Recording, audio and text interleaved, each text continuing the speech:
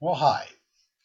Um, I'm going to speak for a minute here about insomnia, which is not the fun, action packed thrill ride that you may imagine.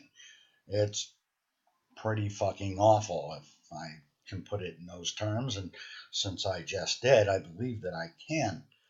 All right, so basically, I have two real problems with insomnia. One is how it affects my day and how it affects my night. So let's start with the day.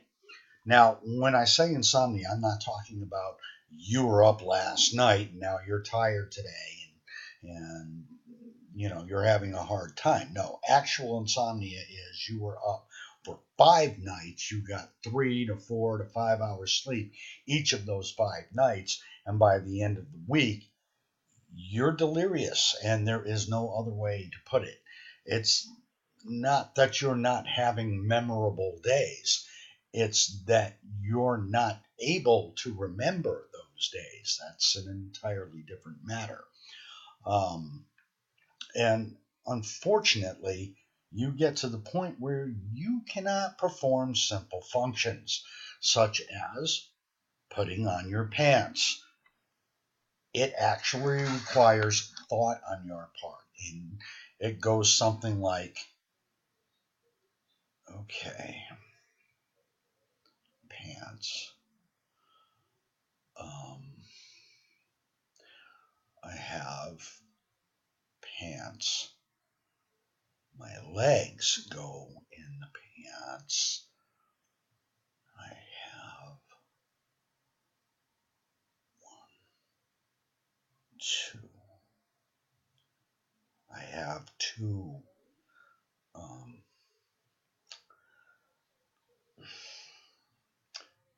legs. Yes. Okay. Why do I need to know that? And this will go on for the rest of your day.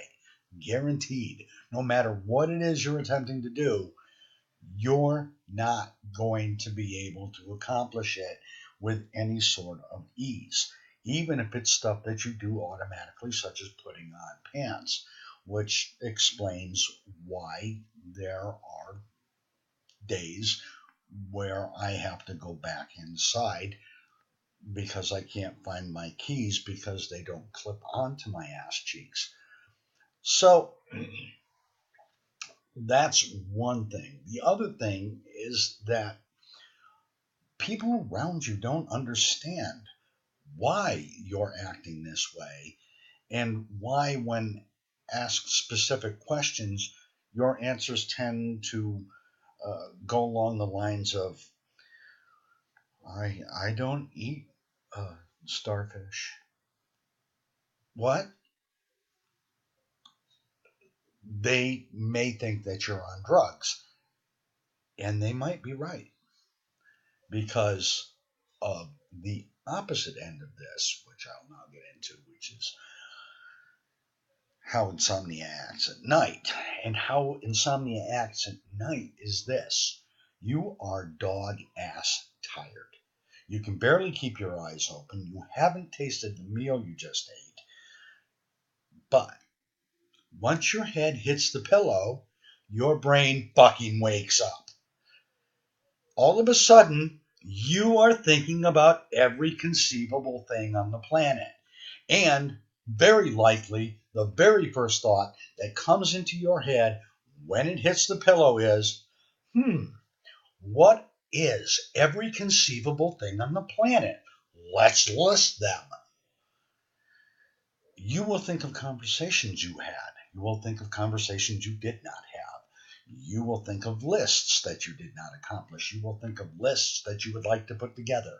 You will think of how your clothes are packed in the closet and whether or not that is something that has to be dealt with. You will think of everything, and you will do so in rapid succession, and you will not be able to stop. So many of us end up turning to remedies that can be bought over the counter. Some people actually use Benadryl as opposed to a Tylenol PM.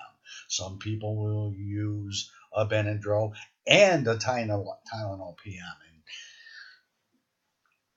I can tell you that doesn't work because you're still going to be awake, but now you are attended by a really trashy fucking high.